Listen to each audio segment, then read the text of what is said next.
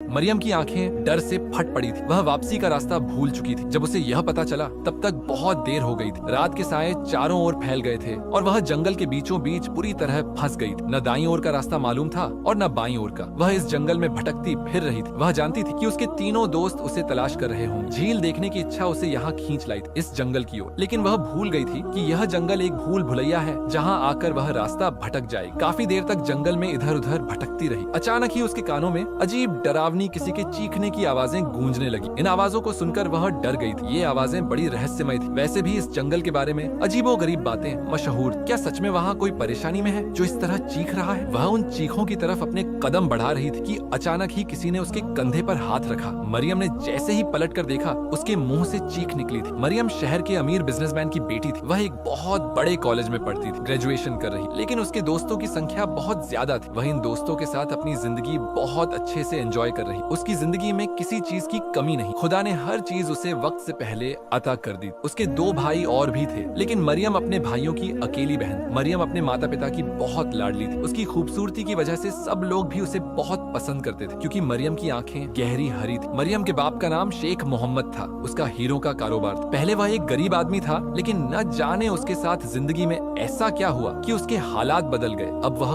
करोड़ों में खेल रहा था। उसकी हीरो की दुकान। वह अपनी बेटी से बहुत मोहब्बत करता था। शेख मोहम्मद अपनी बेटी के लिए अपनी जान तक कुर्बान करने के लिए तैयार हो जाता। वह अपने सारे रिश्तेदारों से कहता कि जब से मरियम मेरी जिंदगी में आई है तब से मेरे हालात बदले हैं, वरना पहले तो मैं गरीब आदमी था, लेकिन अचानक मेरी किस्मत बदल गई जब मरियम मेरी जिंदगी में आई। वह अपनी बेटी मरियम से जान की हद तक मोहब्बत करता था। यही वजह थी कि माता पिता के लाड़ प्यार ने काफी हद तक मरियम को बिगाड़ दिया था। अभी मरियम 18 साल की हो चुकी थी। 18 साल की होने की खुशी में उसके माता पिता और भाइयों ने अपने घर में एक बहुत बड़ी बर्थडे पार्टी रखी थी। पार्टी बड़ी ही शानदार थी, जिसमें शहर के अमीर लोग आए थे, लेकिन अचानक ही सब लोग बुरी तरह चीखने लगे। उनके चीखने की वजह था वह एक मोटा काला लंबा नाग जो बहुत ही डरावना था। दीवार पर दिखाई देने वाला वह नाग जिसकी दहशत से सारे मेहमान चीखने लगे। लेकिन मरियम ने जैसे ही उस काले नाग को देखा तो हैरान रह गई। अंधेरे में चमकने वाली उसकी हरी आंखें बहुत ही खूबसूरत थीं और वह दीवार पर चिपका बैठा था। लेकिन जैसे ही शेख मोहम्मद की नजर उस काले नाग पर पड़ी, उस पर शदीद दहशत तारी हुई और वह वहीं पर गिरकर बेहोश हो गया। सब हैरान थे कि आखिर उसे क्या हुआ है, क्योंकि उस काले मोटे नाग ने किसी को डसा भी नहीं था, बल्कि वह चुपचाप दीवार के दूसरी तरफ होता हुआ यहाँ से गायब हो गया। मेहमानों में खलबली मच गई। खुद मरियम भी अपने बाप की हालत देखकर परेशान हो गई थी। लेकिन फिर काफी महीने गुजरे, सब लोग इस बात को भूल गए। फिर मरियम ने अपनी कॉलेज की पढ़ाई शुरू कर दी थी। लेकिन एक दिन उसकी सहेलियां कहने लगी कि क्यों ना हम घूमने फिरने का प्रोग्राम बनाते हैं। वे उस जंगल में जाने वाले थे जिसके बारे में कई कहानियां मशहूर थी। वहाँ पर पुराने खंडहर भी थे जिन्हें देखने के लिए मरियम और उसके दोस्त जाना चाहते। मरियम ने अपने माता पिता से इजाजत ले ली थी, साथ ही अपने बाप की गाड़ी भी ली, क्योंकि उसके घर में गाड़ियों की संख्या बहुत ज्यादा थी। मरियम खुद भी बहुत अच्छी ड्राइविंग करती। फिर उन्होंने अपने सफर का आगाज किया। उसकी सहेलियां जीनत और आलिया भी उसके साथ थीं, जबकि एक लड़का जिसका नाम आमिर था वह भी मरियम का दोस्त था। वह उसी के कॉलेज में पढ़ता था। मरियम बड़ी ही जोशीली नजर आ रही थी कि वह एक ऐसी जगह पर जाने वाली है जिसके बारे में कई बातें मशहूर हैं। वे उन पुराने खंडहरों को देखने वाले थे जो बादशाहों और अमीरों के द्वार के हैं, जो अब मुकम्मल तबाह व बर्बाद हो गए थे। लेकिन जैसे ही वे इस जगह पर आए तो उन पर खौफ तारी हो गया, क्योंकि यह जगह बहुत डरावनी और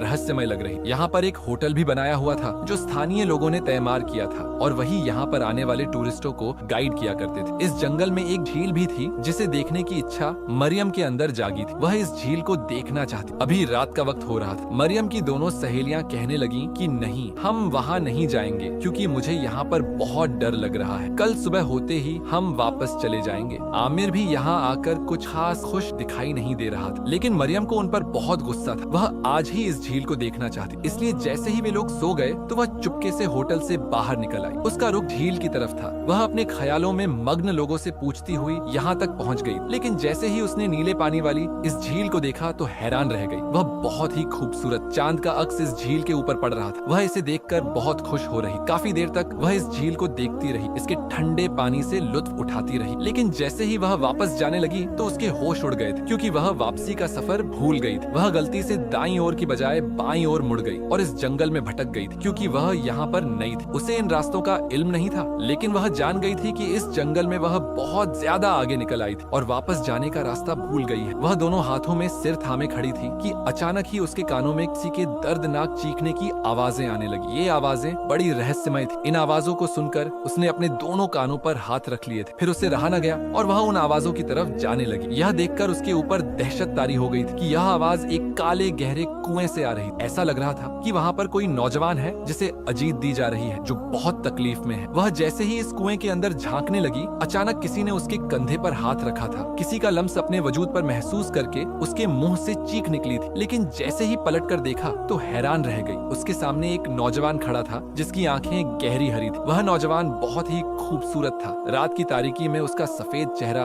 और भी चमक रहा था। मरियम ने आज तक अपनी जिंदगी में ऐसा खूबसूरत नौजवान नहीं देखा था। वह मरियम से कहने लगा कि वह कौन है और आधी रात को यहाँ क्या कर रही है। मरियम ने उसे देखकर सिर झुका लिया। वह कहने लगी कि मैं रास्ता भटक गई हूँ, लेकिन यह कुआं कैसा है? इसके अंदर से अजीब सी आवाजें आ रही। वह नौजवान उसे गौर से देखता हुआ कहने लगा कि वह उन आवाजों पर ध्यान न दे, क्योंकि इस जंगल में जो एक बार भटक जाता है वह जिंदा वापस नहीं जाता। यह सुनकर मरियम पर खौफ तारी हो गया था, तो उस नौजवान से कहने लगी, मैं भी रास्ता भटक गई हूँ, क्या मैं कभी वापस नहीं जा सकूंगी? खुदा के लिए तुम मेरी मदद करो, मुझे इस होटल तक पहुँचा दो। यह सुनकर वह नौजवान मुस्कुराया और कहने लगा, अभी रात का वक्त है, लेकिन मैं तुम्हें सुबह तुम्हारी मंजिल पर पहुँचा दूंगा। तुम मेरे साथ चलो। मैं अपने घर में इसी जंगल में रहता हूँ और यहाँ भटकने वाले लोगों की मदद करता हूँ। यह सुनकर मरियम सोच में पड़ गई थी कि वह इस अजनबी का एतबार करे या नहीं, लेकिन इस अजनबी नौजवान की गहरी हरी आंखों की खूबसूरती उसे इस पर एतबार करने को कह रही। फिर वह उसके साथ चल पड़ी। जैसे ही वापस जाने के लिए कदम बढ़ाए, अचानक से ही उस कुएं के अंदर से खौफनाक चीखने की आवाज आई थी, जिसे सुनकर वह बुरी तरह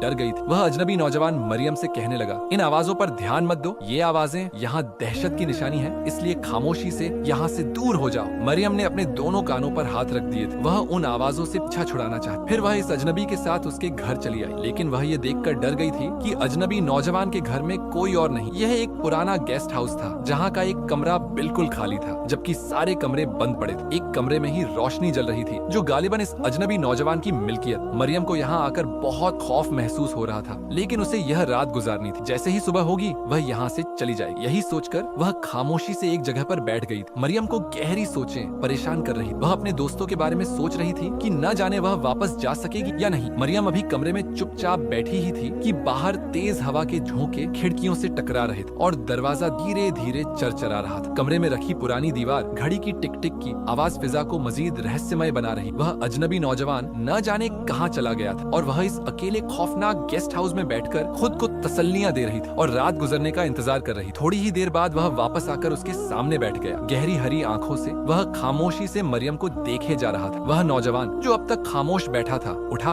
और मरियम से कहने लगा, तुम चाहो तो थोड़ा आराम कर सकती हो, सुबह होते ही मैं तुम्हें तुम्हारे होटल छोड़ आऊंगा। परेशान होने की जरूरत नहीं, मैं जाग रहा हूँ तुम्हारी हिफाजत करने के लिए। मैं हर अजनबी की यहाँ हिफाजत के लिए मौजूद हूँ जो भी यहाँ रास्ता भटक जाता है। इस जंगल के हर राज्यों से मैं वाकिफ हूँ, क्योंकि मेरी पैदाइश इसी जंगल में हुई थी। यह सुनकर मरियम चौंक गई थी। उसके पास कहने के लिए कोई अल्फाज नहीं थे। न जाने क्यों अजनबी की गहरी हरी आंखों से उसे बहुत खौफ और दहशत महसूस हो रही। मरियम ने इस बात में सिर हिलाया, मगर उसकी निगाहें उस नौजवान के चेहरे पर जमी हुई थी। वह सोच रही थी कि यह लड़का कौन है, इस जंगल में अकेला क्यों रहता है और सबसे बढ़कर ये इतना खूबसूरत क्यों है। मरियम ने थोड़ी देर आंखें बंद की, मगर जैसे ही नींद की आगोश में जाने लगी उसे महसूस हुआ जैसे कोई बहुत नजदीक खड़ा हो। उसने फौरन आंखें खोली। नौजवान वहीं मौजूद था। एकदम से ही मरियम के मुंह से चीख निकली थी। वह इस अजनबी नौजवान को देखकर डर गई थी, जो उसके सिरहाने खड़ा बड़ा अजीबोगरीब लग रहा था, मगर उसकी हरी आंखें अब पहले से भी ज्यादा चमक रही। कमरे की मध्यम रोशनी में वह आंखें गैर मामूली लग रही थी। कुछ ऐसा था जो मरियम को बेचैन कर रहा था। क्या तुम यहाँ हमेशा से रहते हो? मरियम ने आहिस्तगी से सवाल किया। नौजवान ने एक लम्हे के लिए खामोशी इख्तियार, फिर आहिस्ता से कहा, नहीं, मैं यहाँ हमेशा से नहीं रहता, मगर अब मैं यहाँ से जा भी नहीं सकता। यह जंगल ही मेरा मस्कन है। मैं इस जंगल से बाहर नहीं जा सकता जब तक वह काम न कर लूं जिसके लिए मुझे यहाँ लाया गया है। मरियम हैरान थी कि कोई इंसान इस खौफनाक जंगल में कैसे रह सकता है, लेकिन उसकी आंखें इतनी चमकदार क्यों हैं? वह मुसलसल उसकी हरी आंखों को देखे जा रही। उसकी बात सुनकर वह हैरत से उसे देखने लगी। क्यों, तुम कैदी हो या कुछ और मामला है? आखिर तुम इस जंगल से बाहर क्यों नहीं जा सकते? क्या वजह है? क्या तुम्हें यहाँ पर जबरदस्ती रखा गया है? मरियम की बात सुनकर नौजवान मुस्कुराया, मगर उसकी मुस्कुराहट में दुख छुपा था। वह कहने लगा, यह जंगल, यह झील, यह कुआं, सब कुछ एक राज। तुम समझोगी वक्त आने पर। तुम्हारे सामने एक ऐसा राज आएगा जो तुम्हारे होश उड़ा देगा। इस राज का ताल्लुक तुम्हारे माजी से है। मैं यूं ही तुम्हारे सामने नहीं आया मरियम, क्योंकि मेरे दिल की आवाज तुम्हें यहाँ खींच कर लाई है। एक न एक दिन तुम्हें तुम्हें यहाँ आना ही था। उसकी पर असरार आंखें एक अलग कहानी सुना रही, जबकि मरियम का दिल तेजी से धड़कने लगा। फिर वह सवाल कर बैठी, क्या तुम्हारा कोई ताल्लुक उस काले नाग से है जो मेरे घर की दीवार पर आया था? नौजवान की आंखों में एक चमक सी आई। वह चौंक गया, लेकिन फौरन संभल कर बोला, तुमने उसे देखा था? उसकी आंखों में एक गहरी चमक। वह खुश होकर मरियम से कहने लगा, देखा, मैंने कहा था ना, तुम मेरे दिल की आवाज समझ जाओगी। मुझे यकीन नहीं आ रहा कि तुम पहले से ही मुझे पहचान गई हो। यह सुनकर मरियम हैरान रह गई थी। फिर वह कहने लगी, मैंने उस नाग को देखा जरूर था, लेकिन मुझे एक बात परेशान कर रही थी, क्योंकि उस नाग की आंखें बिल्कुल वैसी ही थीं जैसी आंखें मेरी हैं। मेरी आंखें भी गहरी हरी हैं, जबकि उस नाग की आंखें भी हरी थीं, और मुझे इस बात पर परेशानी हो रही है कि तुम्हारी आंखें बिल्कुल मेरे जैसी हैं। न जाने क्यों आंखों को देखकर मुझे इनमें एक अजीब सी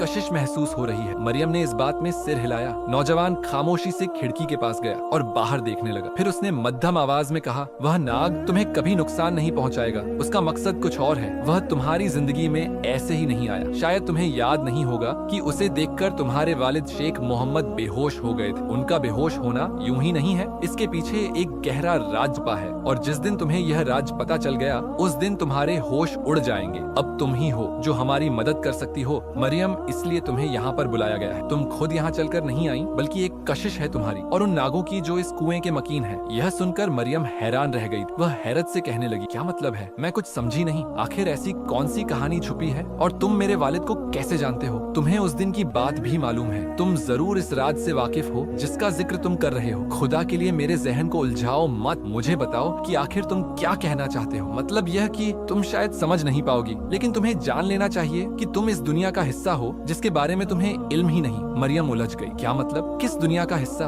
वह नौजवान पलटा और उसने आहिस्तगी से कहा, कभी किसी ने तुम्हें बताया है कि तुम्हारी पैदाइश के बाद तुम्हारे वालिद के हालात अचानक कैसे बदल गए? वह जो पहले एक गरीब ताजिर थे, अचानक से वह इतने अमीर कैसे हो गए? यह सारी बातें एक बड़े राज की तरफ इशारा करती। ऐसा राज जो नाग और इंसान के दरमियान है। लेकिन तुम्हारे वालिद ने बहुत गलत किया। तुम्हारे वालिद शेख मोहम्मद ने ऐसी दुश्मनी मोल ली है जिसका खमियाजा तुम्हें भुगतना पड़ेगा। अचानक ही इस नौजवान की आंखों में चिंगारियां सी उभरने लगी। मरियम हैरान हो। हाँ, मेरे वालिद अक्सर कहते हैं कि मेरी पैदाइश के बाद उनकी तकदीर बदल गई थी, लेकिन तुम्हें कैसे पता? नौजवान एक सर्द आह भरते हुए कहने लगा, क्योंकि मैं उस राज का मुहाफिज हूँ जो तुम्हारे वजूद से जुड़ा है। तुम आम इंसान नहीं हो मरियम। यह सुनकर मरियम जैसे पत्थर की हो गई। उसके लब साकित हो गए और वह सिर्फ आंखों से सवाल करने लगी। नौजवान की आंखों में एक उदास रोशनी थी। कल सुबह जब तुम झील से वापस आ रही थी, तुमने सिर्फ रास्ता नहीं खोया था, तुमने हकीकत और फरेब के दरमियान की दीवार को छू लिया था।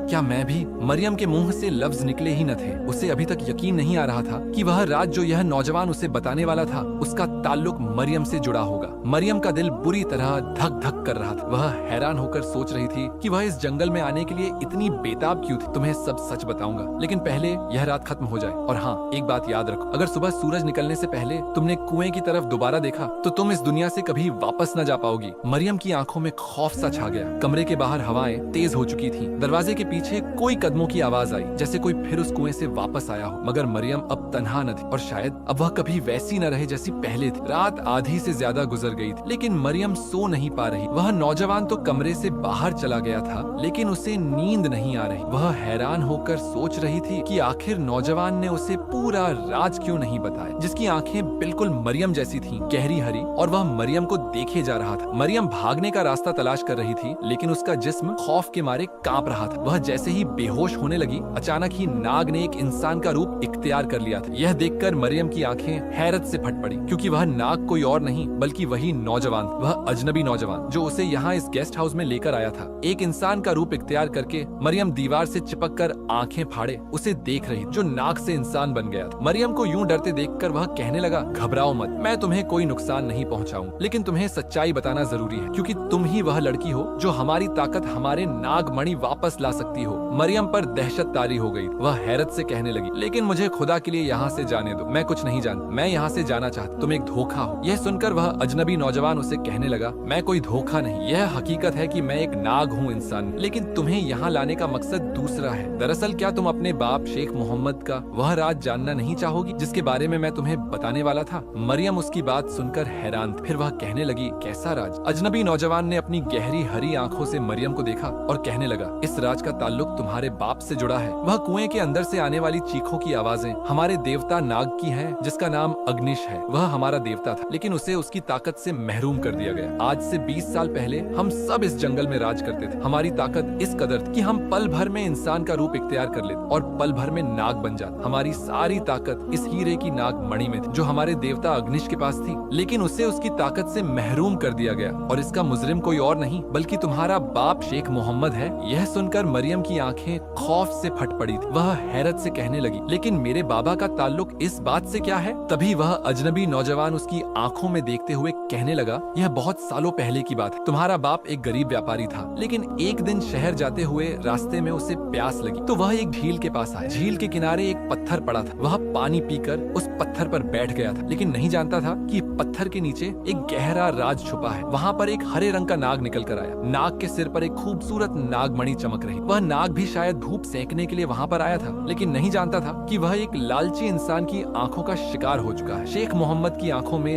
लालच की चमक। उसने दिल में सोचा कि अगर उसने वह नागमणि हासिल कर ली तो उसके हालात पलक झपकते में बदल जाएं। उसके अंदर अमीर बनने की इच्छा और ज्यादा दौलत की इच्छा जन्म लेने लगी। तभी उसने पास पड़ा हुआ एक मोटा पत्थर उठाया और उस नाग के सिर पर दे मारा। नाग जख्मी होकर तड़पने लगा। वहीं पर उस लालची व्यापारी शेख मोहम्मद ने उसके सिर से नागमणि हासिल की और वहाँ से भाग गया। उसके बाद वह नाग तो जिंदा बच गया, लेकिन नागमणि खो जाने के बाद हमेशा के लिए अपनी शक्ति से महरूम हो गया था। लेकिन शेख मोहम्मद की तस्वीर उसकी आंखों में बस गई। जो भी था वह अपनी नागमणि वापस हासिल करना चाहता था, क्योंकि वह नागों के कबीले का देवता था। फिर उसने एक इच्छा जाहिर की थी, वह किसी तरह भी अपनी नागमणि हासिल करना चाहता था। इसलिए इस बात का ताल्लुक तुम्हारी जात से है। तुम खुद यहाँ नहीं आई, बल्कि तुम्हें बुलाया गया है ताकि तुम्हारे बाप से वह कीमती नागमणि हासिल की जा सके। मरियम हैरान होकर यह अजीब और गरीब कहानी सुन रही थी। फिर वह उससे कहने लगी, क्या तुम ही वह अग्निश देवता हो जिसके साथ मेरे बाप ने यह सब किया था? यह सुनकर वह नौजवान कहने लगा, नहीं, मैं भी एक नाग हूँ, लेकिन मेरा नाम जाद है। वह हमारा देवता है जो इस कुएं में रहता है और इस जंगल से गुजरने वाले हर इंसान के कानों में उसके चिल्लाने की आवाजें आती है, क्योंकि वह आज तक अपनी तकलीफ नहीं भूला है। वह तुम्हें भी इस कुएं में पुकार रहा था, क्योंकि कई इंसान वहाँ पर मौत के मुंह में जा चुके हैं, लेकिन मैं तुम्हें मरने देना नहीं चाहता था। तुम्हारी गहरी हरी आंखें बहुत खूबसूरत, तुम्हें देखते ही मुझे उनसे इश्क हो गया था, इसलिए मैंने तुम्हें मौत के मुंह से बचाया, सिर्फ इस शर्त पर कि तुम हमारे अग्निश देवता की जान बचाओगी, उसे उस तकलीफ से निजात दिलाओगी जो पिछले 20 सालों से वह भुगत रहा है। हम सिर्फ तुम्हारे जवान होने का इंतजार कर रहे थे। जब तुम्हारी उम्र 18 साल हुई, उस दिन से ही मैंने तुम्हें यहाँ बुलाना शुरू कर दिया था और आज तुम यहाँ पर हो। अब तुम जाओ यहाँ से सुरक्षा के साथ। कल सुबह तक मैं तुम्हें वहीं पर पहुँचा दूंगा जहाँ पर तुम्हारे दोस्त तुम्हारा इंतजार कर रहे हैं, लेकिन तुम्हें मुझसे वादा करना होगा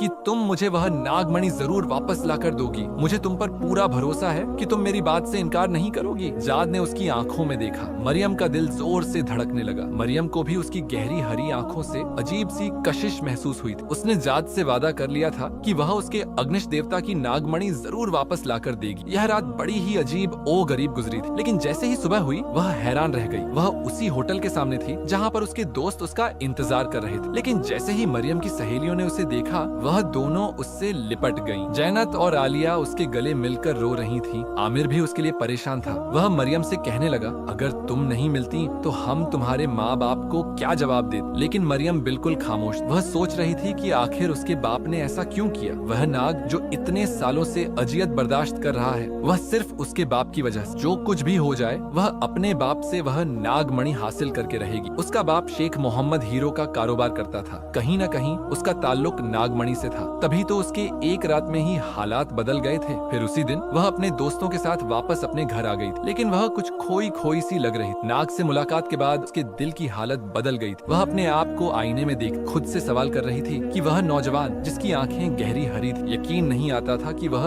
एक अच्छा बुरा नाग होगा। उस कुएं से आने वाली खौफनाक चीखों का राज उसे मालूम हो गया था। वह आवाज किसी और की नहीं बल्कि उसी नाग देवता अग्निश की थी। अगले दिन वह अपनी माँ से नजर चुराकर अपने बाप के कमरे में आकर अलमारी में उस नागमणि को तलाश करने लगी, लेकिन लाख कोशिश के बावजूद भी वह उसे न मिल सकी थी। मरियम बहुत ज्यादा मायूस हो गई थी। फिर उस शाम को अपने बाप के सामने खड़ी थी। मुझे वह नागमणि चाहिए बाबा, जो आपने 20 साल पहले उस नाग देवता को मारकर हासिल की थी। अपनी बेटी मरियम के मुंह से यह बात सुनकर शेख मोहम्मद हैरान रह गया था, क्योंकि यह राज किसी को भी मालूम नहीं था। तो फिर मरियम कैसे जानती? यह तुम क्या कह रही हो बेटी? मेरे पास ऐसा कुछ नहीं है। जरूर तुम्हें कोई गलत फहमी हुई है। यह सुनकर मरियम कहने लगी, मुझे सच्चाई का इल्म हो गया है और यह हकीकत सिर्फ मैं जानती हूँ कि वह नागमणि जिसकी वजह से आप एक अमीर व्यापारी बन गए हैं, उसका कारोबार करके आपने अपनी किस्मत को बदल लिया। लेकिन उस नाग देवता का क्या, जो आज तक उस अजियत को बर्दाश्त कर रहा है? वह तकलीफ जो उसे आपने दी थी, वह अपनी शक्ति को बैठा है। बाबा, आप उस नागमणि को मुझे लाकर दें, मैं वापस उसे उस कुएं में पहुंचा दूंगी जहां पर वह नाग देवता रहता है। यह सुनकर शेख मोहम्मद पूरी तरह खौफजदा हो गया था। वह जान गया था कि उसकी बेटी मरियम को उसकी सारी सच्चाई का इल्म हो गया है। अब उससे बात छुपाने का कोई फायदा नहीं था। वह सिर झुकाकर कहने लगा, मरियम बेटी, मेरी बात मानो, यह गलती हरगिज न करो। अगर मैंने यह नागमणि उस नाग देवता को वापस दे दी तो वह हम सबको जान से मार देगा, खासकर मुझे। क्या तुम चाहती हो कि तुम्हारा बाप अपनी मौत मर जाए? वह मुझे नहीं छोड़ेगा, क्योंकि 20 साल पहले मैंने उसे नुकसान पहुंचाया था। अपने बाप की बात सुनकर मरियम परेशान हो गई। उसके जहन में यह सवाल नहीं आया था कि अगर वह नाग देवता जिसकी शक्ति वापस आ गई तो वह यकीनन उसके बाप को कत्ल कर देगा, उससे बदला लेने की खातिर। अब वह खामोश, उसके बाप की आंखों में आंसू थे। वह मरियम से कहने लगा कि 20 साल पहले उससे बहुत बड़ी गलती हुई। वह दौलत के लालच में अंधा हो गया था और आज हीरो का कारोबार कर रहा है। शायद उसकी किस्मत बदल गई थी, लेकिन हर पल, हर लम्हे उसे यही डर रहता है। वह डर है मौत। ऐसा लगता है कि मौत उस नाग देवता की शक्ल में उसका पीछा कर रही है, क्योंकि वह उसे तड़पता हुआ छोड़कर वहाँ से भाग आया था। अब मरियम भी परेशान होकर खामोश हो गई थी और वह खामोशी से उस कमरे से बाहर आ गई। उसने दिल में फैसला किया था कि उसके बाप की जान को खतरा है तो वह हरगिज उस नागमणि को उस नाग देवता के हवाले नहीं करेगी। यही सोचकर वह अपने आप को मुतमिन कर बैठी। लेकिन अभी उस बात को 3 दिन गुजरे थे। एक रात वह सो रही, हर तरफ काला अंधेरा छाया हुआ, कमरे में मुकम्मल खामोशी थी। मरियम भी गहरी नींद सो रही थी। उस जंगल में क्या हुआ था, वह उस बात को नजरअंदाज करके अपने बाप की जिंदगी की खातिर खामोशी अख्तियार करके उस नागमणि को वापस न देने का फैसला कर। लेकिन मरियम नहीं जानती थी कि उसके साथ क्या होने वाला है। तभी रात की खामोशी में अचानक ही उसे अजीब सी सरसराहट सी महसूस हुई थी और यह सरसराहट उसे अपने बिस्तर में महसूस हो रही थी। यह आवाज महसूस करके वह चौंक कर उठ बैठी और इधर उधर देखने लगी। उसे ऐसे लग रहा था जैसे उसके पास कोई मौजूद है। किसी की हरकत का एहसास करके वह हैरान थी कि आखिर यहाँ पर कौन है। लेकिन जैसे ही उसकी नजर अंधेरे में चमकती हुई 2 हरी आंखों पर पड़ी तो उसके मुंह से चीख निकली थी। वह एकदम से लाइट रोशन करने वाली थी, लेकिन न जाने कौन सी शक्ति थी कि उसके जिस्म ने हरकत करने से इनकार कर दिया था। वह डर से कांपती हुई उस नाग को देख रही थी जो उसके बिस्तर पर बैठा उसे अपनी खौफनाक आंखों से देख रहा था। वह उसे पहचान गई थी। वह कोई और नहीं बल्कि वह जात था। वह मरियम को गुस्से से देख रहा था, वह भी एक नाग की शक्ल में। अचानक ही उसने रूप बदला। अब वह एक मुकम्मल नौजवान बन गया था, वह भी इंसान की शक्ल में। मैं तुम्हारा इंतजार कर रहा था मरियम, कब तुम नागमणि को लेकर मेरे पास आओगी, लेकिन तुमने मुझे मायूस किया। मरियम घबरा कर कहने लगी, लेकिन मेरे बाबा की जान को खतरा है, वह उसे जान से मार देगा, तुम्हारा वह नाग देवता। यह सुनकर जाद मुस्कुराया और कहने लगा, हरगिज नहीं, वह तुम्हें और तुम्हारे खानदान को कुछ नहीं करेगा, क्योंकि मैं उससे यह वादा ले चुका हूँ। बस तुम किसी तरह वह नागमणि मेरे हवाले कर दो। वह मरियम की मिन्नतें कर रहा था, उससे वादा कर चुका था। न जाने क्यों वह मरियम उसकी हरी आंखों से बहुत मोहब्बत महसूस हुई। वह उसकी बातों पर यकीन करने को तैयार। फिर मरियम ने इस बात का वादा लिया कि वह उसके बाबा को कोई नुकसान नहीं पहुंचाएगा। इस बात पर वह नागमणि उसे देने पर राजी हो गई। फिर उसी रात को वह उस तहखाने में पहुंच गई थी जहां पर उसके बाबा ने एक खुफिया जगह पर वह नागमणि दफन कर रखी थी। शेख मोहम्मद ने उसे कहा था कि अगर वह मर गया तो उस तहखाने में मौजूद उस नागमणि को नाग देवता के हवाले कर देना। वह नागमणि लेकर अपने कमरे में आकर जात का इंतजार कर रही। थोड़ी ही देर बाद कमरे में सरसराहट सी हुई। वह नाग की शक्ल में उसके सामने मौजूद। मरियम उससे कहने लगी, अपना वादा याद रखना, मेरे बाबा को कभी कोई नुकसान न पहुंचने देना। जाद ने उससे वादा कर लिया था। फिर वह मरियम को मुस्कुराती हुई हरी आंखों से देखता वहाँ से गायब हो गया। लेकिन कोई नहीं जानता था कि रात के अंधेरे में एक अच्छा बुरा नाग मरियम के कमरे में आया था, वह भी उस नागमणि की खातिर जो उसके नाग देवता की 20 साल पहले का राज जिसका मरियम को पता चल गया था। लेकिन कहते हैं कि उस दिन के बाद जंगल से कोई खौफनाक आवाजें नहीं आती और वहाँ से गुजरने वाले मुसाफिर बड़े आराम से अपनी मंजिल पर पहुँच जाते हैं और कोई भी रास्ता नहीं भटकता।